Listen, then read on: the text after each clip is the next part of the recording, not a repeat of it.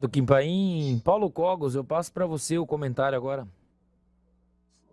Quimpaim, para minha pergunta eu quero pegar o gancho de um pouco daquela discussão que você teve com o Coronel Gerson Gomes sobre o escopo do Estado na economia. Então eu concordo um pouco com vocês dois.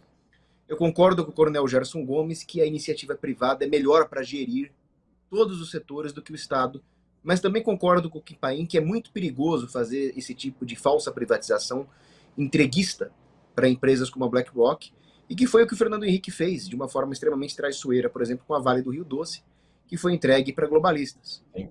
Então, até no debate que eu tive com o Guilherme Freire, eu não cheguei a responder uma pergunta porque os assuntos foram se atropelando, mas eu, como libertário que sou, o que eu faria, por exemplo, se uma empresa como a BlackRock ou, sei lá, o Partido Comunista Chinês quisesse comprar todos os nossos ativos estratégicos?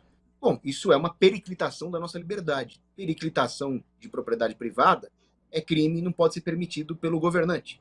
Isso está dentro do meu escopo libertário. Agora, eu também não defendo que o governo continue controlando, estatizando isso. Eu defendo uma privatização no sentido de desregulamentação e liberdade de concorrência. E justamente coisas como a doutrina ESG ou o risco de que essas empresas depois sejam aparelhadas ideologicamente pelo PT ou mesmo aproveitada pelos políticos para fazer esse tipo de negociatas com interesses estrangeiros, decorre de um regime de estatização. Nesse sentido, eu queria perguntar uma coisa para o Quimpaim. Há um grande risco, e como o coronel muito bem disse, de uma internacionalização da Amazônia, dessa agenda aí, encabeçada pelo terceiro setor, pelas ONGs. Só que essa conversa de internacionalizar a Amazônia vem desde a República Bucheira. E um dos bucheiros, como você muito bem demonstrou, Kim, era o Arthur Bernardes. E o Arthur Bernardes já apontava o risco de uma internacionalização da Amazônia por esses interesses imperialistas. Talvez porque, sendo bucheiro, ele ouviu falar em alguma coisa que as pessoas não tinham ouvido falar. Então, já existe a bucha, nessa época e antes de 1930, já falava nesse tipo de coisa?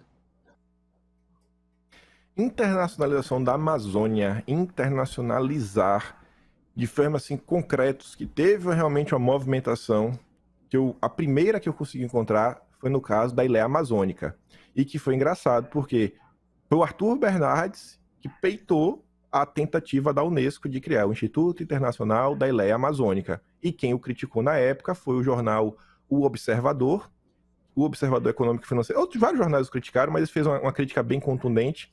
E aí eu até comento no vídeo de hoje que este jornal, ele tinha como seu redator-chefe um cara chamado Olímpio, que era amigo, quer dizer, foi cria de um cara chamado Cândido, eu esqueci o sobrenome do Cândido, mas enfim, o Cândido era um bucheiro. E aí eles fundaram esse jornal, inclusive depois foi o jornal de onde emerge o Carlos Lacerda, e começam todas as críticas.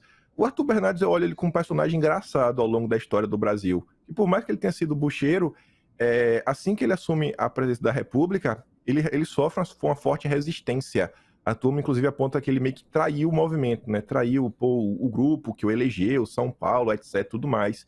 E meio que ele dá uma rompida com o pessoal, e foi o presidente que governou basicamente os 4 anos debaixo do estado de sítio no Brasil.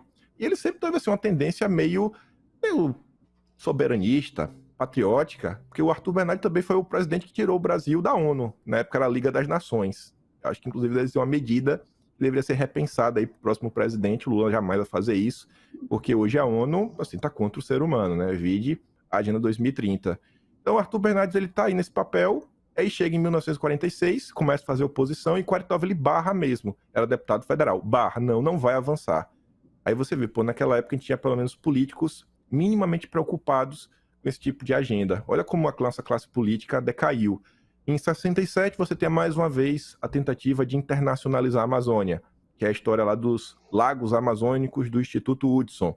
Na época, o político que peitou e foi à frente, ganhou maior notoriedade, foi o Bernardo Cabral. Inclusive, é um constituinte, foi senador da época, na época era deputado federal, pelo Amazonas, do MDB, e peitou, mostrou, era um absurdo. Eles, assim, o Coronel Gerson deve saber até melhor, eu sei que esse é um assunto que se discute muito nas Forças Armadas. Você tem um rio, já é uma espécie de fronteira natural, né? Uma barreira natural. Você começa a dividir o lugar com vários rios, já está ajudando no processo de divisão.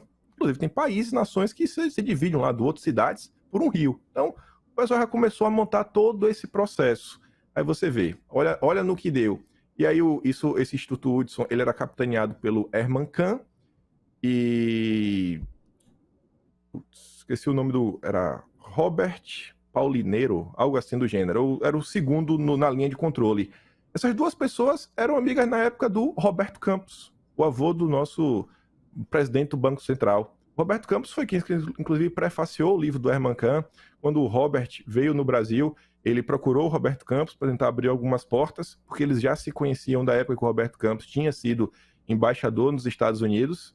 E na época, se vocês forem no site do Arquivo Nacional, que tem aqueles dossiês que o Estado-Maior produzia, a Marinha, a Aeronáutica, tudo mais, tinha um dossiê só com matérias do Roberto Campos, que ele escrevia no Globo, uma nota que ele falava de nacional palhacismo.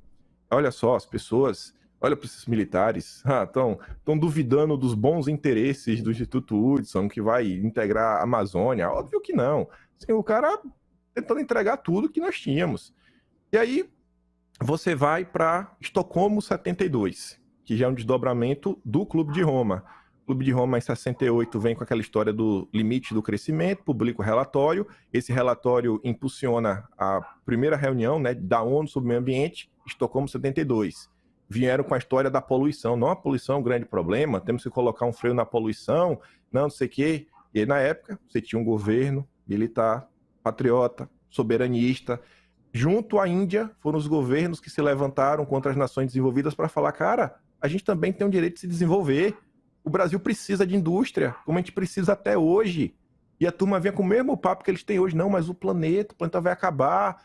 A gente precisa fazer tudo isso junto e misturado, etc, tudo mais. E a turma, não, temos que avançar com isso, Aí você vai para 85, relatório da Brundtland, Gro Harlem Brundtland, que era a primeira-ministra lá da Noruega, que inclusive depois foi presidente da OMS, já foi vice-presidente do Partido Internacional Socialista.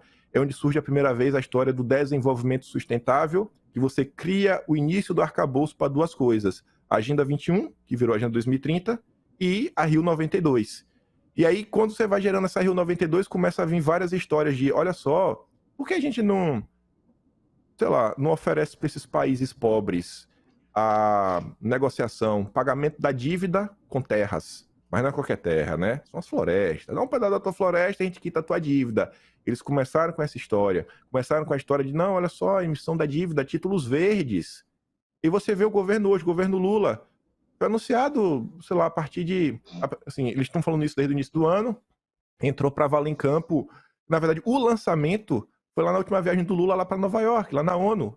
Títulos verdes, títulos da dívida lastreados em critérios ESG. Exatamente o que a turma defendia lá atrás. Tudo sendo aplicado hoje em dia. Tudo sendo aplicado do jeito que a turma queria. Então você vê os interesses internacionais sempre avançando, sempre avançando. E aí que entra o ponto que, para responder o Cogos, puxando lá no início, toda essa questão de privatização, e quem estava falando antes sobre um projeto de país. Se a gente não tem um projeto... Olha só, essa turma, com todo o poder que eles têm, com organização, com a imprensa, olha o tempo que leva para eles conseguirem realizar essas mudanças. Se a gente não consegue se unir minimamente e começar a construir um projeto de Brasil com ideias, é o seguinte, vai manter as empresas? Vai. Mas se manter as empresas, cara, tem que ter certeza que o PT não vai poder aprontar. Vai vender as empresas? Vai. Agora, se vender, tem que ter certeza que a gente não vai vender para BlackRock, nem para o Partido Comunista Chinês, ou qualquer outro grupo que não vai trabalhar em torno do interesse do Brasil. Então, a única forma da gente tentar minimamente ficar distante dessa confusão é ter um plano de desenvolvimento nacional. Mas é um plano mesmo, assim, um conjunto de ideias. Fala, cara, minimamente esse centro aqui, esse núcleo, a gente tem que tentar colocar em prática de alguma forma. De segunda a sexta, às 20 horas, horário de Brasília.